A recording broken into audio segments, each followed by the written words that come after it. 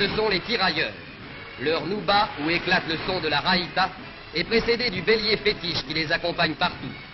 Chez eux non plus n'éclate pas maintenant le luxe ornemental du costume arabe qui fut depuis l'origine leur uniforme traditionnel. Toutefois, le turban drapé autour de la chéchia confirme l'origine spécifiquement africaine de ce corps. Tirailleurs d'aujourd'hui, turcos d'hier, ils défilaient du même pas, portant cette charge écrasante du barda qui pesa jusqu'à 27 kilos.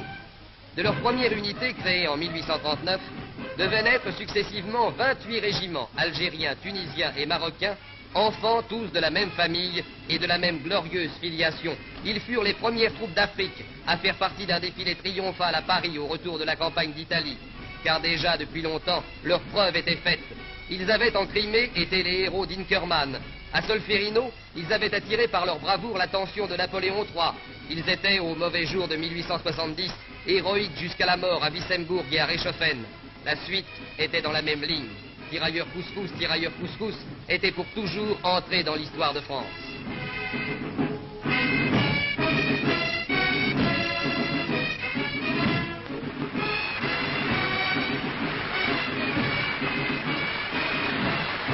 Et voici d'autres silhouettes. Les spahis. De ceux-là encore le costume est légendaire. Exception remarquable, en dépit des exigences de la conception moderne, une unité conserve encore l'uniforme arabe dans lequel elle est entrée dans l'armée.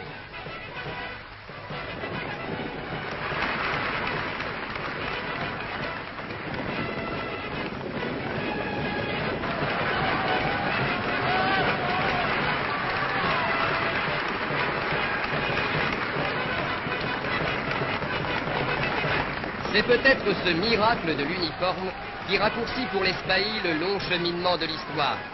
Le spahi d'aujourd'hui fait penser à Youssouf, le général au grand cœur qui fut le véritable créateur des escadrons dont on devait voir plus tard les burnous rouges dans toutes les guerres françaises.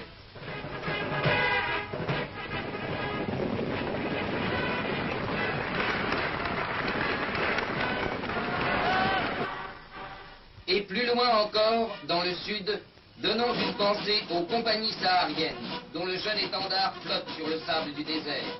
Ces compagnies sahariennes, dont le gouverneur général de l'Algérie, M. Léonard, en présence de M. Brune, ministre de l'Intérieur, et de M. de Chevigné, ministre des Forces armées, célébraient récemment à Ouargla le cinquantenaire. L'armée d'Afrique peut aussi être fière de ceux-là, les derniers venus sans doute, les plus oubliés peut-être, qui, pour faire régner la paix française dans les coins les plus reculés, monte la garde autour d'un drapeau au fin fond du désert.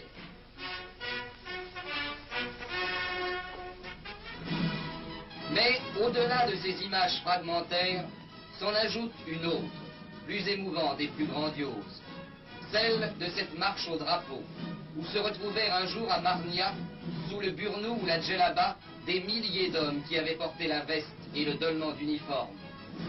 Scandant le pas des régiments, ils sortaient de l'ombre, comme un autre régiment, extravagant et exemplaire. D'âge, ils n'en avaient plus. Les uns avaient fait la Marne et d'autres Cassino, et leur silence était encore